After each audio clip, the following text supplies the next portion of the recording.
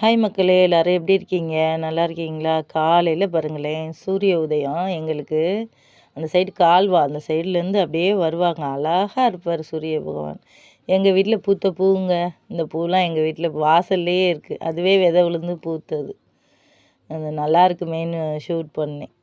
எங்கள் வீட்டில் வெறும் முறுக்கு பாட்டில் தாங்க இந்த செம்பருத்தி செடி வச்சுருக்கேன். அழகாக டெய்லி ஒரு ஒரு பூ பூத்துருது. என்னோட கடவுளுக்காக நான் என் முருகனுக்கு அவருக்கு சிகப்பு பூ தான் அழகாக இருக்கும் வச்சா, அதனால ஒரு பூ அவருக்கு வைப்பேன். ஒவ்வொரு நாளும் இந்த கோலங்கள் வந்து கற்றுக்கிட்டு தாங்க நான் போடுறேன். கொஞ்சம் திருத்தம் இருந்தால் சாரி, மன்னிப்பு கேட்டுக்கிறேன். நல்லா போட இன்னும் எனக்கு வரல ப்ராப்பராக. தெரிஞ்சதை அப்படியே யூடியூப்பில் பார்த்தேன், இல்லை புக்கில் பார்த்தேன் அப்படின்னா அப்படியே வரைகிறதுக்கு கற்றுக்கிட்டு இருக்கேன் நான்.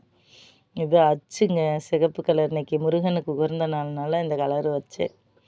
அப்புறம் உருளி போய் தேடி பார்த்தேன், கிடைக்கல. அப்போ இந்த டப்பா வாங்கினேன், அழகாக இருந்துச்சு, அதில் பூவை வச்சேன். தெரிஞ்சதை போடுறேங்க, கண்டிப்பாக அவங்களுக்கு பிடிக்கும்னு நினைக்கிறேன்.